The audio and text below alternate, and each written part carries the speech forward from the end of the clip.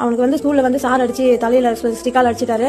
அதனால அவனுக்கு அந்த மூளையில ரத்த கசிவு ஏற்பட்டுச்சு. நாங்க 17ஆம் தேதி என் பையனுக்கு ஆபரேஷன் பண்ணக்குள்ளே ஹைகோர்ட்ல போய் அவர் முன்ஜாமீன் வாங்கிட்டாரு. இதெல்லாம் எங்களுக்கு தெரியாது. நாங்க 2 மாசமா ஹாஸ்பிட்டலுக்கு வீட்டுக்கு மாண்டிருக்கோம். அவர் ஜாமீன் வாங்கிட்டு வெளியே வந்து எங்களுக்கு எதுவுமே தெரியாது. இப்போ வந்து என் பையனுக்கு 2வது ஆபரேஷன் இருக்கு. அது உங்களால முடிஞ்ச ஹெல்ப் நீங்க பண்ண முடியாது. நான் தமிழ் கேட்டுக்கிறேன். மார்ச் 14ஆம் தேதி பையன் ஹாஸ்பிட்டல் கூட்டு போனதுல இருந்து இது வரைக்கும் எல்லா இடத்துக்கும் collector office, SP office, police station எல்லா இடத்துக்கும் தலைமைச் செயலர் வரைக்கும் போயிட்டு சார் பெட்டிஷன் கொடுத்து எல்லா இடத்துக்கும் இது வரைக்கும் பிள்ளைக்கு கவர்மெண்ட் ஒண்ணு கூட ஒரு ரூபாய் கொடுத்து சொல்லுங்க. யாருமே வந்து பார்க்கவே இல்லை. என் பிள்ளைக்கு எதுவுமே செய்யவே இல்லை.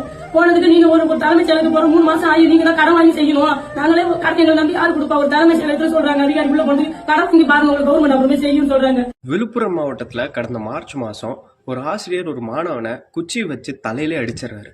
அவர் எவ்வளவு வேகமா அடிச்சிருந்தா அந்த பையனுக்கு மூளையில பிளட் லீக் ஏற்படுற அளவுக்கு அந்த பையனுக்கு பாதிப்பு இருந்திருக்கும்னு யோசிச்சு பாருங்க. அவனை அடிச்சுட்டு இது கேஸ் ஆயிடும் ஆசிரியருக்கு தெரிஞ்ச உடனே அந்த ஆசிரியர் முன்ஜாமீன் வாங்கி வச்சிட்டார். ஸோ அவரை அரெஸ்ட் பண்ணலை.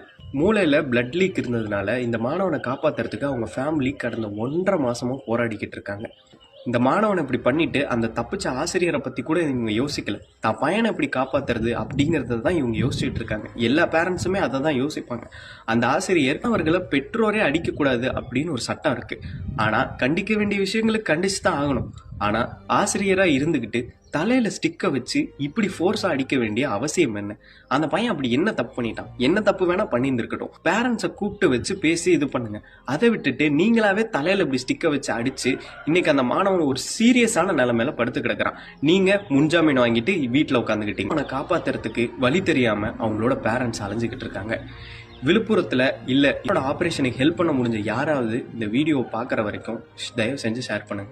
ஆல்ரெடி வாய்ஸ் ஆஃப் விழுப்புரம் அப்படிங்கிற இன்ஸ்டா பேஜ்ல இவங்க வீடியோ போஸ்ட் பண்ணியிருக்காங்க. மூலமாவும் சில பேருக்கு தெரியட்டும் அப்படின்னு சொல்லிட்டு அவங்க இதுல இருந்து வீடியோ எடுத்து நானும் போஸ்ட் பண்றேன். ஏதோ அதிர்ஷ்டவசமா அந்த பையனுக்கு உயிருக்கு எந்த பிரச்சனையும் இல்லை. இப்படி ஏதாவது ஆயிருந்துச்சுனாலும் அந்த ஆசிரியர் முன்ஜாமீன் வாங்கிட்டு உட்காந்தா அப்படியே விட்டுருவீங்களா? அந்த ஆசிரியர் மேல தக்க நடவடிக்கை எடுக்கணும்.